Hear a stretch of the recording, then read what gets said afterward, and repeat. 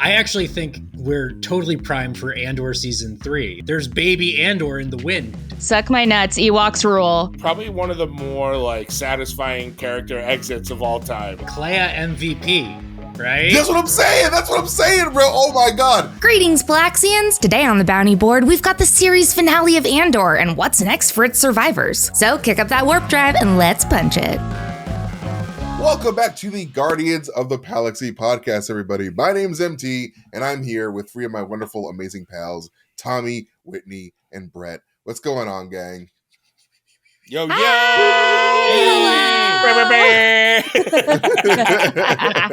I missed all of you because I'm a stormtrooper. Yeah. That's why we're still alive. Yeah. I think that's why I have trouble with connecting with Andor, is that there's too much good aim in it. Yeah, there's way too much. That's my biggest complaint, actually. It's a show for adults, so they have an adult aim, which is terrible. That's right. Like all that adult aim is terrible for Andor and friends. But yes, this season, this last batch of 3 episodes just came out, and we got to talk about it. First of all, what were your guys' overall reactions to these last 3 episodes? Hot damn. It made me immediately, Brett and I immediately turned on Rogue One, as soon as we finished. And then that made me go, well, wait a minute. A New Hope takes place 7 minutes after Rogue One finishes, so maybe I should just watch that. Wait a minute, maybe I should also watch The Empire Strikes Back. Maybe the Jedi will return, and I should find that out next. So yeah, it made me just really want to fucking rewatch everything all over again, because I really enjoyed it. I thought it was a great finale. All right. What about you, Brett? What you think? Kleya MVP. Right? That's what I'm saying, Yeah. bro. Oh my god. She is my favorite. Her and Bix, I love them Yes. both. Sorry. I found out that this is pretty much her first real credit as an actress, which is wild. She was in a few short films, and then she was a voice in Wicked. She's fantastic. She's gonna blow up. I'm so excited to see more of this actress. She's so good. The She first really episode is. was probably my favorite, maybe my second favorite of the whole series. Just fantastic. I think it was a really good ride. I hated the whole show. No, this is a wonderful piece of Star Wars. Tony Gilroy and co deserve all the flowers that they're getting, rightfully so. I'm a little bit legitimately sad that it's over. And, one of the emotional beats of this show that I wrestle with is it doesn't really it has a very bittersweet resolution, right? The events of Rogue One lead us to meeting our favorite starfighters, Luke Skywalker, Princess Leia, and Han Solo. But basically everyone that we see on the screen doesn't have as happy of an ending. However, the execution of getting us there, I think, was first class all the way. I just think the writing, the acting, the way it was shot, the way they used a mixture of practical and the volume were the best balance of it, as well as just the pacing of it, to me, was pretty spot on. There were times where we left Andor for more than I personally would have liked. But other than that, I mean, these are small gripes in a very gripe-filled discourse surrounding anything Star Wars. My complaints are minuscule, and only really they're not even complaints. They're just longing to see characters that that Tony Gilroy and team have succeeded in making me care deeply about. So I think it was absolutely a wonderful 2 seasons of television, and if there was any way to do 3, the only thing the thing that I want is a complete creative team spin-off show about the evolution of the Yavin Rebel base, just a show that takes place on Yavin. You could start wherever, but I want Tony Gilroy to do it, and just the all of the drama that comes from establishing a rebellion on a base like that. I think that's I just want more. That's all. So I actually think we're totally primed for Andor Season 3. There's baby Andor in the wind. Baby That is true. Andor. Andor, Baby Yoda, Baby Muppets. Let's go. I'm here for all of it. Young Sheldonification of The young Sheldonification of Andor. But I mean, Young Andor. less characters died than I was expecting at the end, right? There was a lot of like characters that we can bring back in the future. I really like this sort of like year one Brazilian butt yift, but I wouldn't be surprised if we come back to these characters when they're a little bit older and Andor is, like Luke's age and is like trying to make his way in the world as young Andor, because we still have so many open unanswered questions with like the sister, which we touch on a little bit in Andor's like final moments. I think there's going to be more Andor, and I think it's the reason it's called Andor is because it is about the legacy of this Andor family. Star Wars loves their family legacies. They sure as shit do. They love nothing more than a good family legacy. The only thing that they love more than a good family legacy is a lost sister narrative. There are so many. I mean, we've got Princess Leia, we've got May and Osha. Now, Andor's sister. Let's go. Now we got to find her. We're going to find every goddamn lost sister that the galaxy has tried to hide from it, or my name isn't Whitney Van Laningham. Bring back the sisters. Bring them all home. Star Wars sisters. Star Wars Sister Quest. Sorry, MT, what do you think about the show? Sorry. No. Like, just to add on to what Brett just said, like, I definitely feel like we're going to see Baby Andor pop up, possibly in that big Mando Grogu movie, because I know that's like going to be like a combination of like a lot of the things that they were doing on Disney Plus, and like it is set sometime after that Andor era, so like we could see like a little Andor be like, "Hey, it's me. I'm here doing in my moment. We're all gonna save the day once again." I don't know why he talks like that. I like it. No, I want it to be a thing where he falls into some kind of a vat of substance that keeps him a baby forever, so that he and baby Grogu can go on adventures as baby Grogu and baby Andor, and they just crawl. Boss baby scenario. Yeah, it's a boss baby scenario. Yes. Is that what Boss Baby's about? Yes. Rebellion is built on hope. Well, Rebellion is built on hope and cookies. I'd love it. Open credits. And cheese pizza. Oh my god! But no, I did love these last 3 episodes. Episode 10 was my favorite, with Kleya getting her backstory and her breaking to the hospital and her spending time with that little grandma ET alien. Making her an accomplice, which is so funny. I think that's like the brilliant thing about Andor. One of the like secret brilliant Andor elements is like you and Graham and I were talking about last week. MT is like, this show will be like human, grounded, dramatic, old ass ET alien. The weirdest little guy you've ever seen becomes important to the plot somehow. No, honestly, you guys, if I'm old and decrepit and dying, please make me an accomplice to a crime. That sounds awesome. I would love that. Wheel me around for your crime. If you can use me somehow. Weekend at Bernie's me, even if I'm dead a little bit. That's fine too. Just let me have it. Like, honestly, like Kleya and that old little ET woman deserve statues. They do. For the rebellion. The entire fate of the saved the rebellion. was resting on her shoulders. I know. Her old ass crusty shoulders. A lot of people don't know that was Al Pacino. That was no makeup, no effects.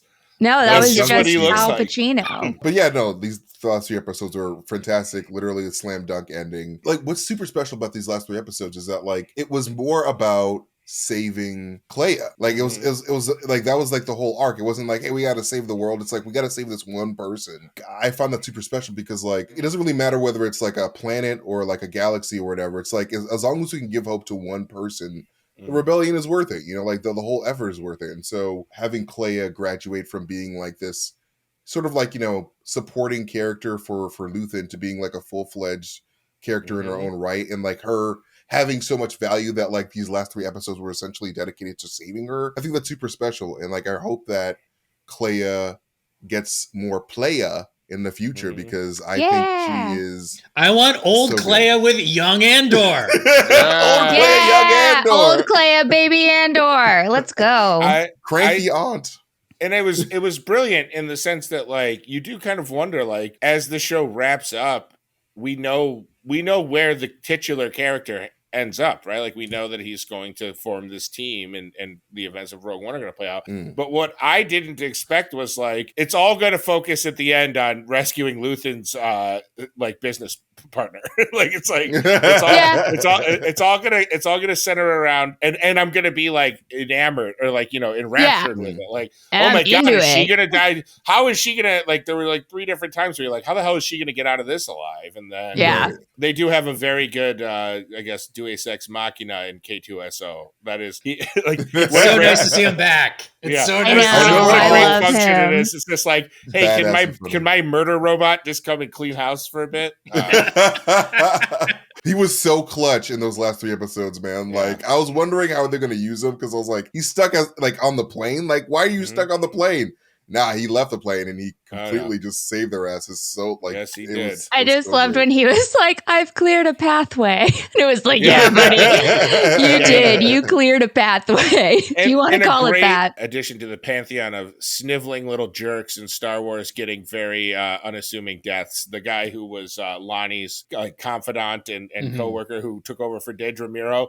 Like goes and puts on the body armor. He's like the desk cop that puts on the body armor to go do the drug raid and then accidentally gets murked. It's like he had his cute little half stormtrooper suit on and he just gets thrown against the wall and then used as a human shield. It's great. Never to be heard from again. So satisfying. Like I love that. Like the endings to all of these like shitty Empire people are so terrible. Like if that guy gets shot to death, like Mira gets like sent to the prison that Andor was at. Yeah, Dedra being put into that prison is so fulfilling. Yeah, it's so satisfying. I wanted a like a little Kino Loy cameo at the end. Like he survived. He survived, and now he's in prison with Dedra Miro. But speaking of unfulfilling endings, Partagaz, he kind of gets a swan song in a classic war criminal coward's way out, rather than face consequences. Even though he was getting consequences from other war criminals. What are you talking about? He was just collecting his thoughts. That's right. That's just the sound on the wall. He was just firing off shots in anger. He's like, "God damn it!" He's still alive. Also, great job by the guy, the bald Imperial officer, who just looks at the stormtroopers, just like, "Don't worry about it. He's gone." Nah, we don't That's the janitor's job. It's fine. You don't want to smell that. It is kind of crazy that, like, in the span of like what is like, I guess, a week, the Empire loses like 15 top officials. Yeah, right. Yeah, it would be crazy if 15 top officials of a government had to go away and face consequences. That would be gosh, yeah. Wouldn't that be something? Only in a galaxy far, far away. Yeah, only in a galaxy far, far away could that ever be a hope. Well, rebellions are built on hope, everyone. Rebellions are built on hope. They sure are. Speaking of that, like I was hoping that we would see that little hotel boy in these last 3 episodes, just or like, you know, get caught up with like his family, or like, you know, some type of continuation. But it seems like he may have actually died during that. I'm on team he's alive. Right. I think Gorman's just a disaster. So when we were rewatching Rogue One, that's like a line that comes up a lot in Rogue One. That's like the line that Cassian passes on to Jyn, and then Jyn uses in a big speech, I believe. Was the bellboy the first one to say it in the series? I think so. Pretty sure. It's very cool. It's very cool how like this like little torch is passed on and on. It's great storytelling. It's and I would have loved if confirmation that he was alive, just because I like that character. But I like to think that he's still out there somewhere in this actual reality, in our reality. The actor. I like to think that the actor is alive. As far as I like to think that the character is alive and will somehow get transported to a Wes Anderson hotel next time. He is straight out of Wes Anderson casting. No, he really does. He really looks like a Wes Anderson character. I loved him. But like a character that like I am interested to like learn more about is that older woman, like Force sensitive. She's cool as hell. Yeah, and like we see that she's joined the Rebel Alliance, and like I'm like, what do you like? What's your whole deal? Like, were you a Jedi? Like, what? How do you know so much about the Force? And like, obviously, there are other people out there. She writes their Hallmark cards. Just Hallmark cards. Well, to Saw Gerrera on Jeddah. I'm not on Jeddah. Okay, Saw. Okay. You're not on Jeddah. I'm studying it to Everybody Jeddah. fucking knows you're on Jeddah. And he's like, no, I'm somewhere else. I think like I genuinely appreciate that the Andor gave us the HBO premium prestige TV. We're gonna show you 3 seconds of every character you care about at the end of the show. Like this is where they are now. Like it was like straight out of 6 Feet Under, where except for in 6 Feet Under, they just tell you how everyone dies. And it's very jarring. But like in this one, it was just like Deidre's in jail. Bix is in a cornfield with baby Andor, which, by the way, a lot of like fun internet theorizing that baby is Poe Dameron. But I saw that too. I think that's too easy. I do think Poe Dameron is the child of 2 people on the show, though. I think Willman and his Gamoran bride are. That would make sense. I think because the baby is born in Yavin. Grows up in the rebellion. The age, I think, works out. I didn't even consider that. I think that the baby is going to be Rey, and they're going to retcon that she's a Palpatine. She's actually an Andor. Surprise! Andor season 3. They're just like, the baby is a girl. It's always been a girl. It's always been a girl. Her name is Rey. But there was a comic a few years ago. Back when I think The Force Awakens came out, where they do talk about Poe Dameron's parents. So like there are actual established characters already that are. So it is already canon. God, it's so annoying. Yeah, I do feel like if you were the son of Andor after Andor essentially won the first battle against the Empire, you'd write that name. That name's gonna get you far. That last name. Laid. That name is getting you laid across the galaxy.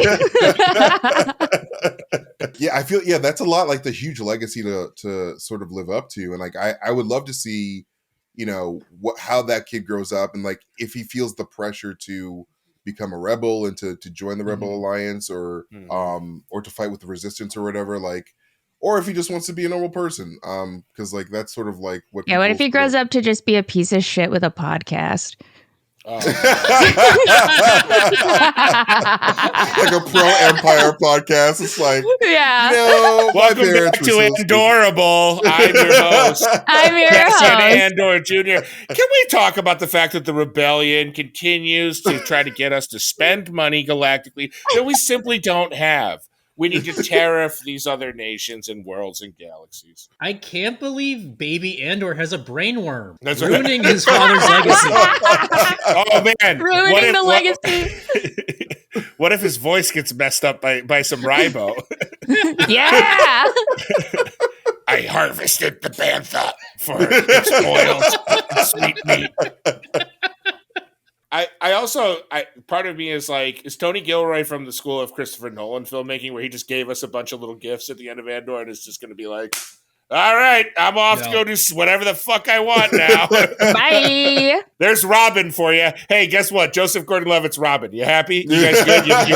You well fed on that? Andor has a baby with Bix. You good? Everyone good? I'm fucking out of here. I was actually thinking about like, should Tony Gilroy like do another Star Wars? And obviously like I would want that, but like after watching what Rian Johnson endured, like I'm just like I think you should just leave while you're hot, bro. Like don't come back. Leave like on Star Wars top. fans like you do not want to make I was gonna say like all Rian Johnson's given us since Star Wars is like awesome Knives Out movies and Poker Face, and people are still like, but fucking The Last Jedi, man. Like The Last Jedi rules. Director.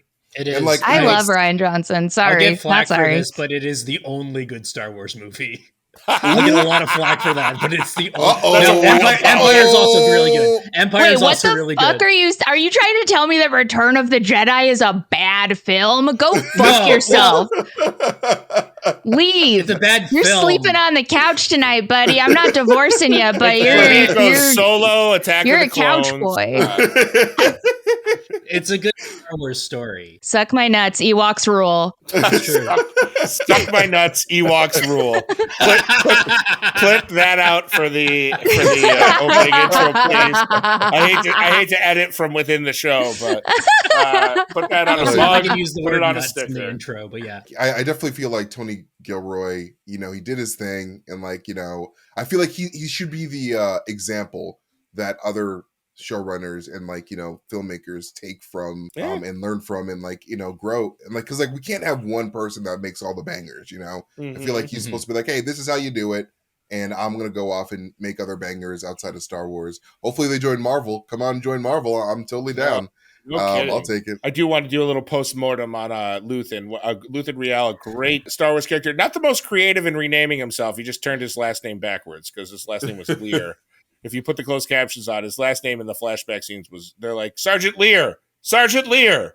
And it's spelled Lear or whatever. It's like, oh, he literally just changed his last name and made it backwards to Riel. All right, fair enough. 666. I think like probably one of the more like satisfying character exits of all time. Like just kind of like got to basically go out on his own terms because he trained Clea well enough to know like, if I'm ever captured, you have to kill me immediately. Yeah, just fucking kill me.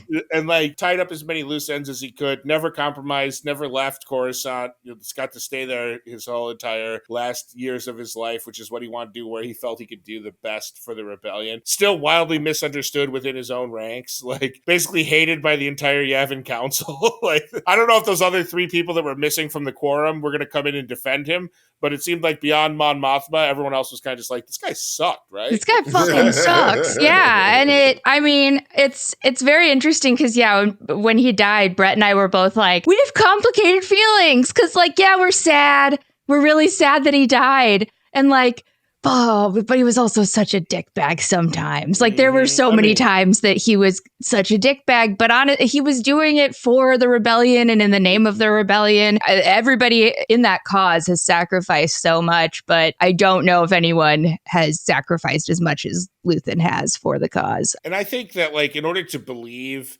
Cassian's actions in Rogue One, he has to have had some sort of mentor figure like Luthen, because Cassian is ruthless in Rogue One. Oh, I mean, he's a fucking murderer. Yeah, he kills pretty indiscriminately, and you're like, well, how does like sweet Cassian from the like first few episodes of Andor season 1 become the guy that's just like, you're no longer useful to me?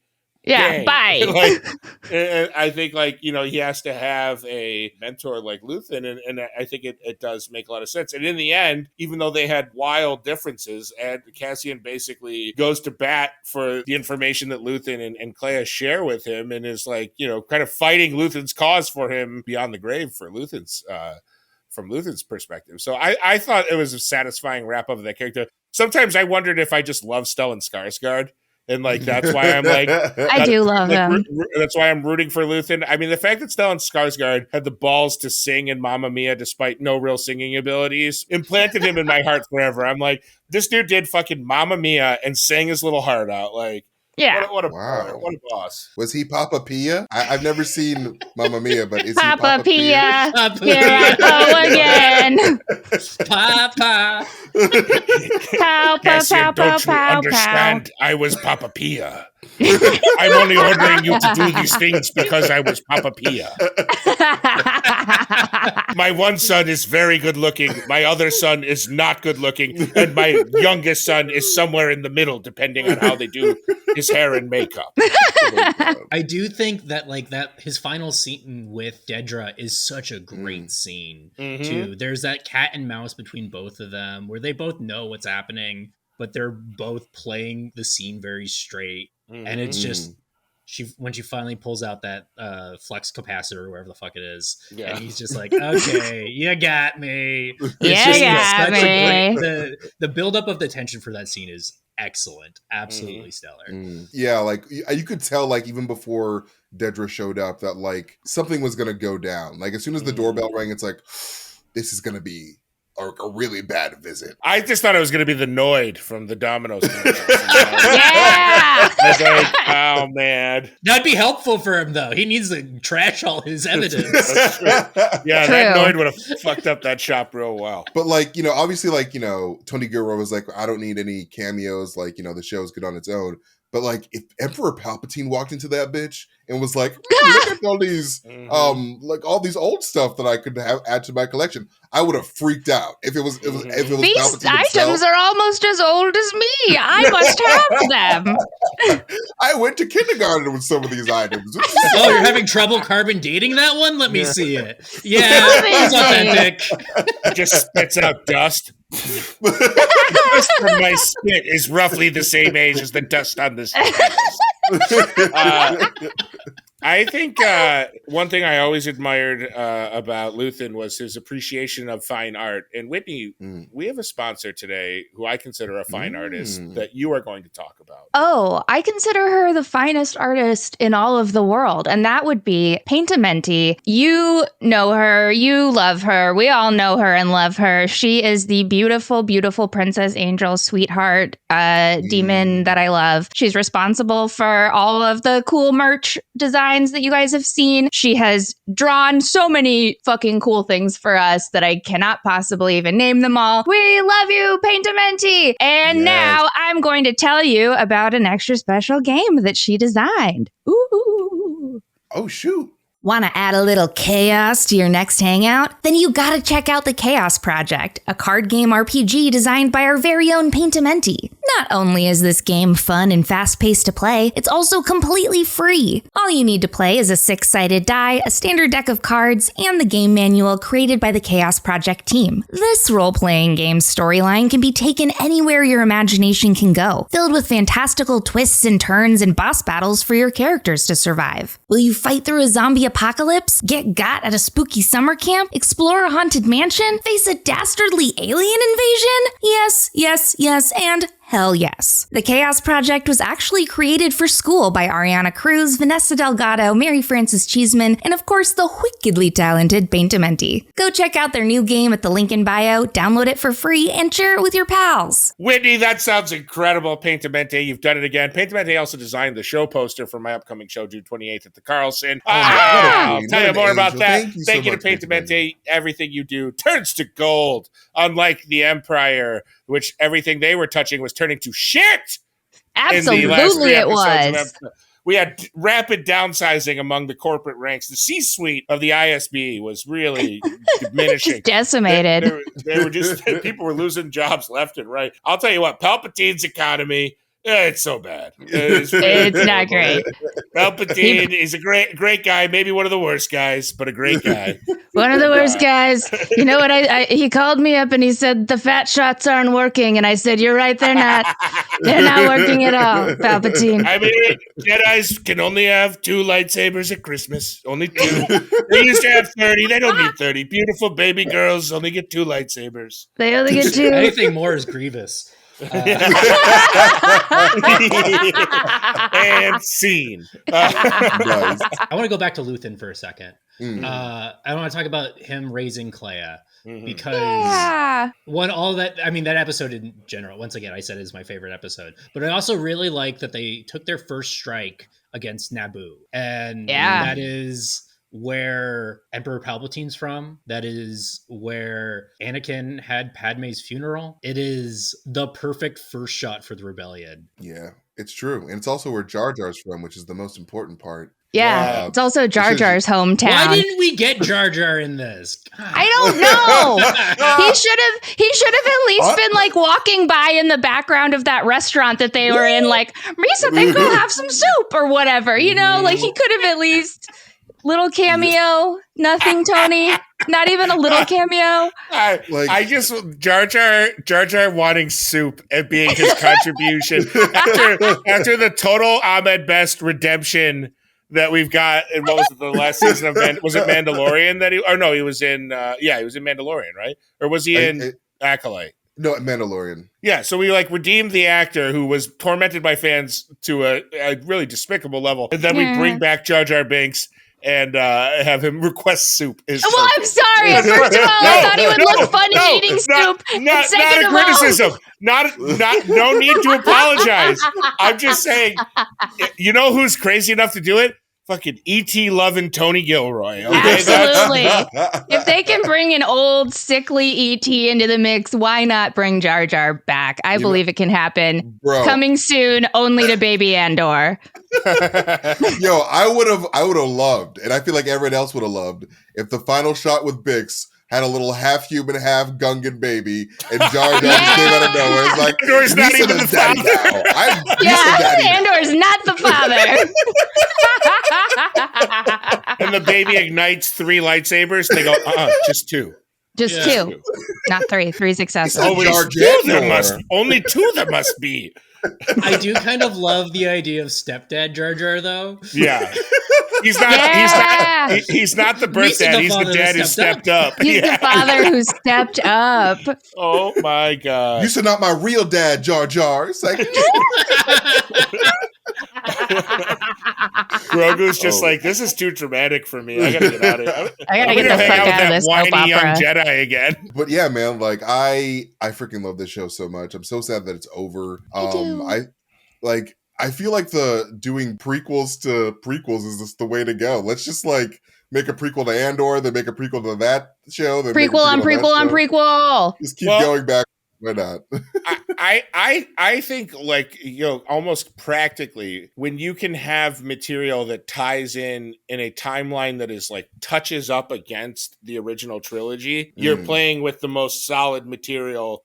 Like the most fan satisfying, not fan service, but fan satisfying material, because it's like, wow, these guys are inches away from Luke Skywalker, right? Like they're inches away. Princess Leia is in Rogue One. We're talking about Palpatine. The shadow of Vader is kind of everywhere. There's all of these things that are so close to the original trilogy. Whereas I think sometimes when Star Wars gets way far out or zooms way far out, the fans have a harder time like locking in on it, and not even more. Maybe they just become more whiny. But like I do think the reason why Rogue One is kind of held up with a certain esteem, and now Andor seems to be as well, is because we're right in the shadows of that original trilogy. You just made me realize that, like, while Andor's like fucking dying and Princess Leia's getting the plans for the Death Star, fucking Luke is still putting together his shopping list for Tashi Station. Like, she's not even aware yet. He's at a moisture farm. He's at a moisture farm. This place, I hate it here. I wish I could ride my speeder. You never let me go anywhere. It's wild that all of this is just leading up to this whiny kid being like, all right, you guys have lost so many lives discovering the weakness to this giant super weapon. I'm going to turn off my targeting computer now. Yeah. I forgot that Brett and I were laughing so hard about that. Like, Andor fucking died for this shit. Galen Erso died for this shit. Luthen died for this shit. All for you to turn off the fucking targeting. Do you know how hard they worked to find and preserve the location of that blaster? And you were just like, nah, I'm gonna wing it. What the fuck, Luke? I pushed back. He saw the exhaust port and he knew what he had to do. He just said, like all great 19-year-old boys, he just said, I know exactly how this has to be done, and everyone else around me, regardless of experience. Yeah, exactly. Sheesh! Andor did not die for you to fire your little blaster based on vibes. I'm sorry. Andor didn't die for that. Luke's aura was plus 2,000 when he took that shot. Yeah, he was aura farming. Oh my God. I have to say, internet like brain rot language has driven me to some real extremes, but the one that really set me off the ledge until I realized it was satirical was like, maybe Anakin wouldn't have killed Padme if Obi-Wan wasn't aura farming so hard in that scene. And I was like, is this film discourse now? Brain rot language has like reached Twitter, and people are like, you know what? Obi-Wan was a little too stoic in that last scene. maybe if he wasn't so busy trying to look good and be spiritual, he would have. Anakin would have thought better about murdering his wife. Like, what's it called? Even though he had already killed women, children, all the Jedis, it's like, all of them. But he wouldn't have killed Natalie Portman, so we still would have liked him a little bit, you know. I mean, Tony Soprano was nice to Meadow, you know.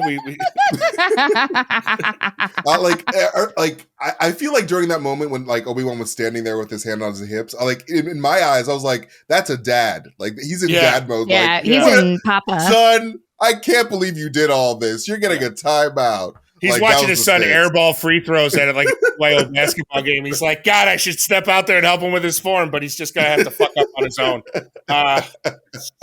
Sucks. I thought this kid was going to be good. But no, back to what Tommy said, like, I definitely agree that like people really do enjoy content that is close to the original trilogy, which is why the sequel, the spiritual successor to Andor, should take place right at the end of Return of the Jedi. Just follows right up. We'll call it Andor. Yes.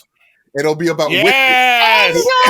It'll be about little bear Wicket, and he's just like the ghost of Luthen comes up to the bear, is like, "You have to. I heard you're pretty good at saving the rebellion. You got more jobs for you, little Andor little bear." What do you call this? Oh my god! Theme song of that show to just the same character as Luthen, but it's an Ewok. Ewok. He has to put on a little wig. Yeah. He just puts on a ton of fur. It's just like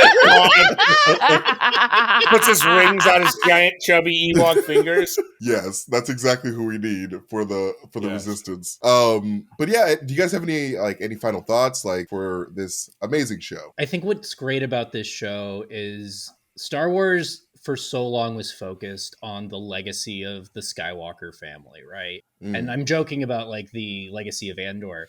But really, it misses out on the viewpoints of all the little people and all the people that make up the rebellion. At some point, you kind of lose focus of the actual horrors that are happening when there's a fascist regime taking over the empire or the galaxy. Right. And Andor did a really good job of humanizing every planet, every person, even the villains had really reasonable actions and thought patterns. It was they're still wrong, but Dedra's final, if there's no order, there's nothing, you're just a pure anarchist, that totally tracks and makes sense. And even Cyril too, it's this is a guy who just believes in order to a degree that he believes that anything else would just be the worst. And I think it's really humanizing to the entire galaxy. And I loved that even and that's one of the reasons I love the Clea episode too, is because we needed to touch back to that real person narrative, and through Clea we get to see all these atrocities once more, and it's this is why this is important. This is why Luke needs to turn off his fucking targeted computer and save the day. Yeah, it really fleshes out the universe. I think that what you just said really made me think twice about the medal ceremony at the end of Return of the Jedi, because it's okay, so these medals are going to Luke Skywalker, who's been in the Resistance for 5 minutes, Han Solo, who just started believing in the Force 5 minutes ago, Princess Leia deserved one, she's been in for a while, and fuck it, Chewbacca deserved one too. It's really interesting to think about, and not that Luke and Han didn't, I'm joking about that, but it is really interesting to think about these are the people who got the medals. They were the ones who finished the job. But without Andor, we never would have known about all of the people who started it without and all of the telling Andor resistances are built on hope. Yeah, it's every little person. Without that bellhop, we wouldn't have A New Hope, the fucking movie, and I do think it's really cool that we've gotten to see all of those people that we just never really thought about before. Not that I never thought about what are people on other Star Wars planets but you do kind of just get blinded by, oh, Luke, Han, and Leia, they totally saved the day. And you forget, no, there was a fuck ton of people who, literally laid their lives down along the way so that you guys could finish it out like this and get your medals or whatever. But people fucking died for that. And it's a really cool show to be able to showcase those people's stories. This one goes out to the Bothans. Yeah. This one goes out to the many Bothans who died. Mourn until we join them. Mourn until we join them. My final thought is there a chance Luke Skywalker is the Leroy Jenkins of the Star Wars universe?